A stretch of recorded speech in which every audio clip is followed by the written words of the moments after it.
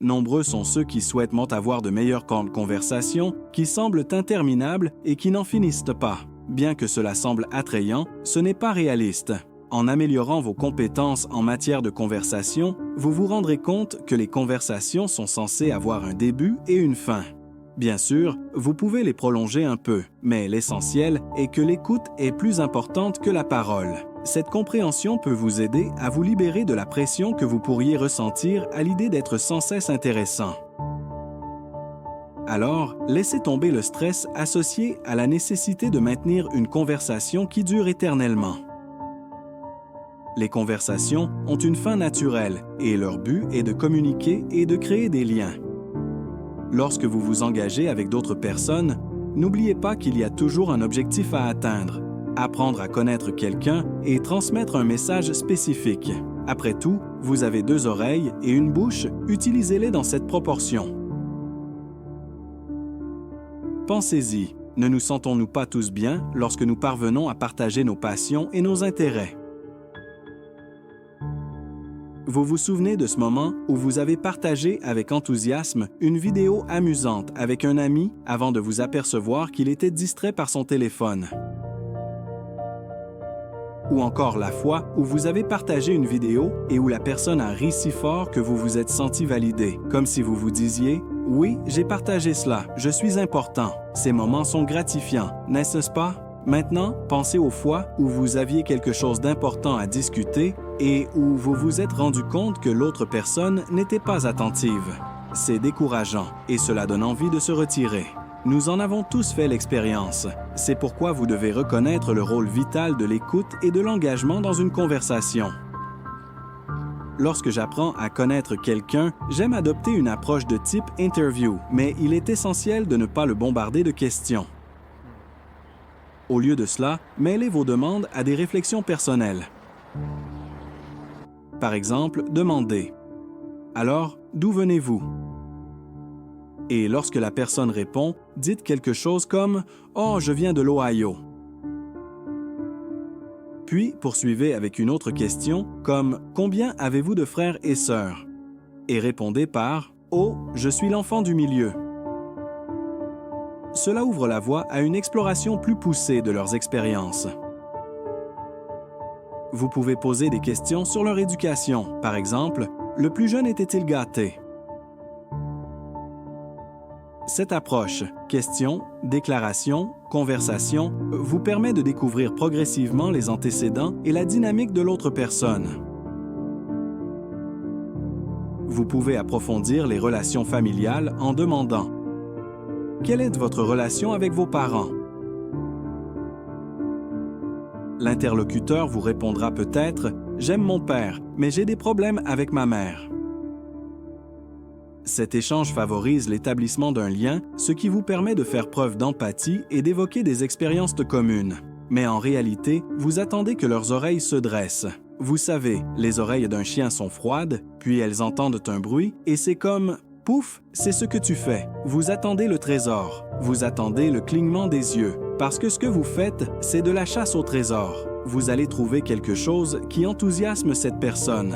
Elle va faire preuve d'enthousiasme, de charisme, ses yeux vont s'illuminer, elle va s'exciter, elle pourrait même bégayer, n'est-ce pas? Vous pouvez sentir l'énergie qui se dégage d'eux parce qu'ils parlent de quelque chose qui les intéresse. Par exemple, vous vous dites « Ouais, alors, quelle est l'une de vos activités préférées? » Et cette fille répond « Je ne l'ai fait que 2 fois, mais j'adore faire de la randonnée. » Boum! Déjà dans ma tête, je me dis « Yep, c'est comme notre 3e rendez-vous, on va faire de la randonnée.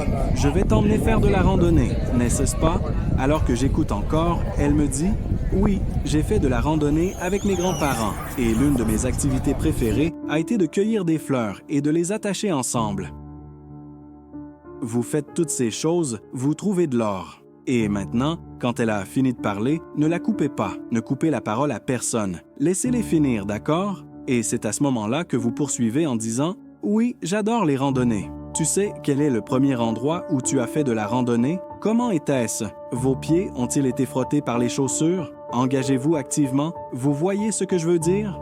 Ne vous contentez pas de dire « Oh ouais, cool, la randonnée. » Posez-leur des questions. Comment étèrent les insectes? Préférez-vous faire de la randonnée quand il fait plus froid ou plus chaud? Vous voyez ce que je veux dire? Et voici la bonne partie. L'une des meilleures choses que vous puissiez faire, et permettez-moi d'intervenir, l'une des meilleures choses que vous puissiez faire dans une conversation, c'est d'avoir des relations. Ce que vous pouvez faire dans votre vie quotidienne, c'est multiplier les expériences, parce que plus vous avez d'expériences, plus vous devenez relatable. Vous aurez tellement de choses à raconter, n'est-ce pas?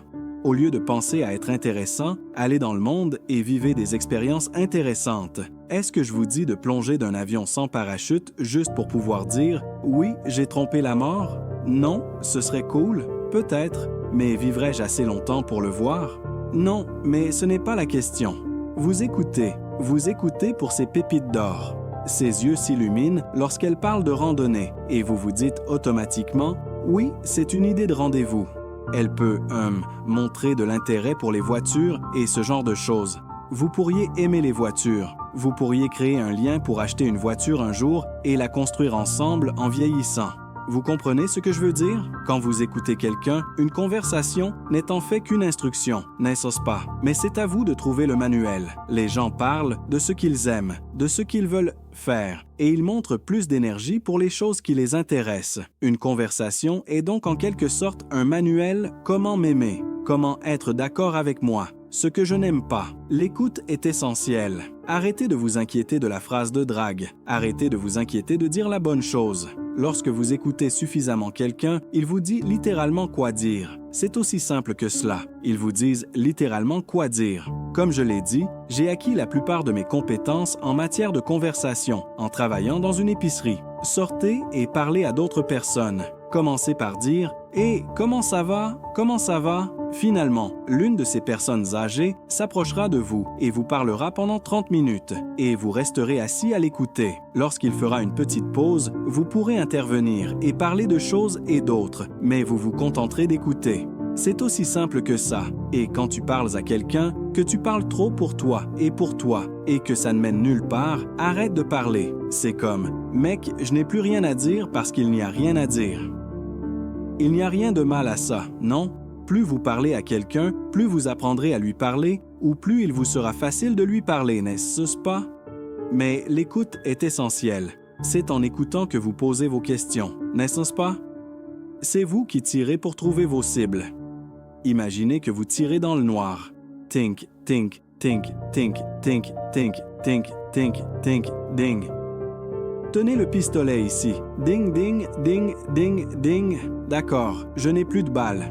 Quoi? Je pensais que c'était juste là. Ça recommence. Vous comprenez ce que je dis? C'est tout ce que c'est. C'est juste de l'entraînement au tir. Vous êtes juste à l'écoute de cette chose. Quand vous l'avez, prenez-la et courez avec, mon ami. Essentiellement, tout ce que vous faites, c'est faire en sorte qu'une personne se sente aimée, qu'elle se sente la bienvenue. Vous lui faites sentir qu'elle est intéressante. Et soyez sincère. Ne vous asseyez pas là et ne dites pas « Oh mon Dieu, tu aimes les voitures, alors tu veux être ma petite amie ?» Ne faites pas ça, parce que d'abord, tu vas attirer cette énergie dans ta propre vie, et ça va t'arriver quelque part. Mais, bro, soyez juste authentique, parce que si vous parlez à quelqu'un et que vous voulez quelque chose de lui et que vous n'êtes pas authentique, c'est tout simplement faux. Vous voyez ce que je veux dire? Donc, soyez authentique avec vos intentions, soyez authentique avec vos oreilles, soyez authentique avec votre conversation, soyez authentique avec votre cœur.